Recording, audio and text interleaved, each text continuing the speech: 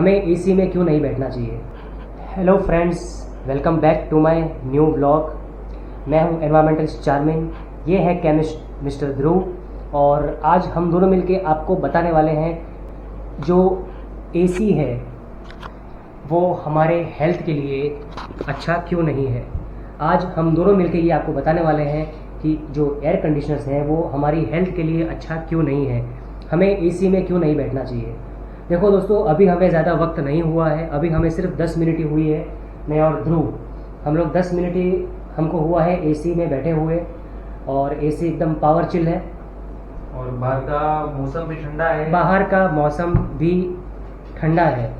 तो आज हम देखेंगे कि अभी हम बहुत ही ठंडा महसूस कर रहे हैं 10 मिनट में। तो अभी हम बाहर जाएंगे, बारिश का मौसम है, वेदर एकदम ठंडा है, ठीक है। तो अभी हम जाएंगे बाहर और बताएंगे आपको कि कैसा फील होता है। तो चलिए ध्रुव, बाहर जाते हैं और देखते हैं। वैसे ध्रुव बहुत ही स्मार्ट लड़का है, हमारा बहुत पुराना दोस्त है। ध्रुव राठी नहीं है, ये ध्रुव चौहान है। आइए। हाँ, जैसे तो दोस्तों हम लोग आ गए हैं बाहर। तो ये अभी ध्रुव कैसा फील कर रहे हो आप? अभी जैसे ही बाहर एसी के दरवाजे से बाहर निकला तो वैसे ही अचानक से गर्माहट सी महसूस हो रही है। गर्माहट जैसे से कि महसूस हो रही है। ऑलरेडी बाहर का टेम्परेचर ठंडा भी है, एटमॉस्फेयर ठंडा ही है, मतलब में कि बारिश के मौसम में ठंडा रहता है। तो जैसे ही एसी के बाहर निकलते हैं तो अचानक से गर्मी सी महसूस होती है। बिल्कुल सही। तो जब से हम एसी में बैठे थे तो एसी से क्या हुआ कि 10 मिनट में हमारा शरीर, हमारा जो बॉडी है वो एकदम ठंडा हो गया। उसके बाद अभी हम लोग बाहर आए तो ये जो बाहर भी ठंडा ही मौसम है लेकिन फिर भी हमको गर्मी महसूस हो रही है। तो ये हमारे हेल्थ के लिए बिल्कुल भी अच्छा नहीं है। इससे बहुत सारे प्रॉब्लम्स हो सकते हैं। बार बार टेम्परेचर अचानक से कम होना, फिर अचानक से बढ़ना, ये हमारी बॉडी के लिए अच्छा नहीं है। हमारी बॉडी चाहती है कि हम एक एनवायरनमेंट टेम्परेचर के साथ अपने बॉडी का टेम्परेचर मेंटेन रखें, लेकिन होता क्या है, हम एसी ज़्यादा यूज़ करते हैं। पूरा दिन लोग 8 से 12 घंटे लोग एसी में रहते हैं।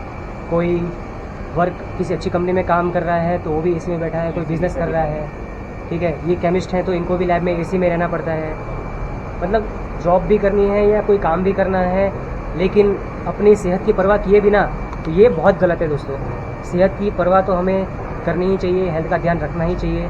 हम क्यों अपनी हेल्थ ख़राब करें कुछ पैसे कमाने के लिए, कुछ अच्छा बिज़नेस करने के लिए? हेल्थ बहुत इंपॉर्टेंट है। और इस बार, पिछली बार भी हमने देखा कि जो गर्मी में जो एसी की जो सेल्स थी वो भी बहुत बढ़ गई थी। तो मुझे दुख होता है कि मेरे जो देश के जो लोग हैं वो अपने हेल्थ पे ध्यान नहीं दे रहे हैं, और वो लोग कंटिन्यूसली एसी पे डिपेंड हो गए हैं अभी टोटली। तो और जैसे ही वो एसी से बाहर आते हैं तो वो बाहर कुछ देर तक रह भी नहीं पाते लोग। मुझे पता है लोग ग्लोबल वार्मिंग को बहुत ज़्यादा दोष देते हैं कि ग्लोबल वार्मिंग बढ़ रही है, लेकिन सच बताऊं तो ये एसी की वजह से ही सबको प्रॉब्लम है। वरना मैं इतनी गर्मी में इतना साइकिलिंग कर रहा हूँ, अभी तक मेरा एक्सपीरियंस ये कहता है कि 46 डिग्री सेल्सियस में भी मैं साइकिलिंग कर रहा था। मेरा जो बॉडी टेम्परेचर है वो एकदम आराम से मैच कर रहा था एटमॉस्फेयर को। और मैं सच बताऊं, मुझे बिल्कुल भी गर्मी नहीं लगी। मुझे ऐसा नहीं लगा कि मेरी हेल्थ जो है वो ख़राब हो रही है। उल्टा मैं तो और स्ट्रांग हो गया, मैं उसको फेस करने लगा।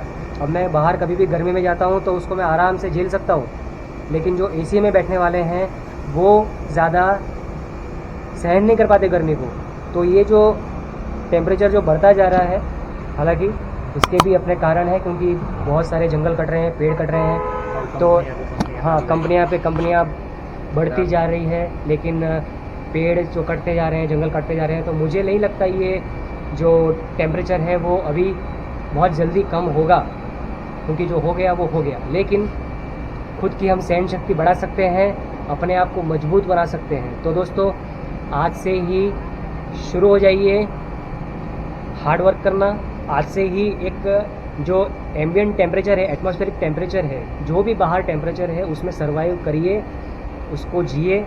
गर्मी लग रही है तो गर्मी को फेस करिए, ना कि आप सीधा पंखे के नीचे, कूलर के नीचे या एसी के नीचे छुप जाए, बैठ जाए और अपने आप को इतना ठंडा कर दे।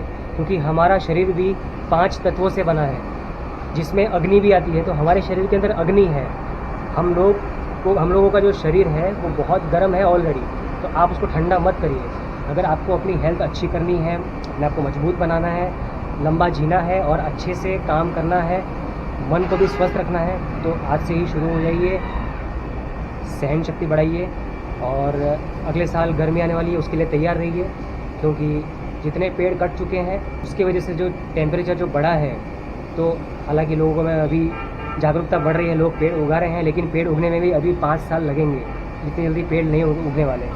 तो टेम्परेचर है वो बहुत धीरे धीरे कम होगा, तो अभी आपको और 2-3 साल तो झेलना ही पड़ेगा। तब तक के लिए हमारे ब्लॉग्स देखते रहिए, हमें सपोर्ट करते रहिए, इसी तरह हमें प्यार देते रहिए और एनवायरनमेंट को बचाने की सारी कोशिश करते रहिए। आप सब भी एक एनवायरमेंटलिस्ट है, मैं भी एनवायरमेंटलिस्ट हूँ, ये भी एक केमिस्ट है, लेकिन ये भी एक एनवायरमेंटलिस्ट है, ध्रुव चौहान। ठीक है ध्रुव, एनवायरमेंट लेबोरेटरी में केमिस्ट, ये लेबोरेटरी में केमिस्ट है। और ठीक है, सबका सपोर्ट रहेगा, ये भाई का भी सपोर्ट है, आपका भी सपोर्ट दीजिए। चाहिए। जय हिंद, जय Bharat and Vande Mataram. Thank you.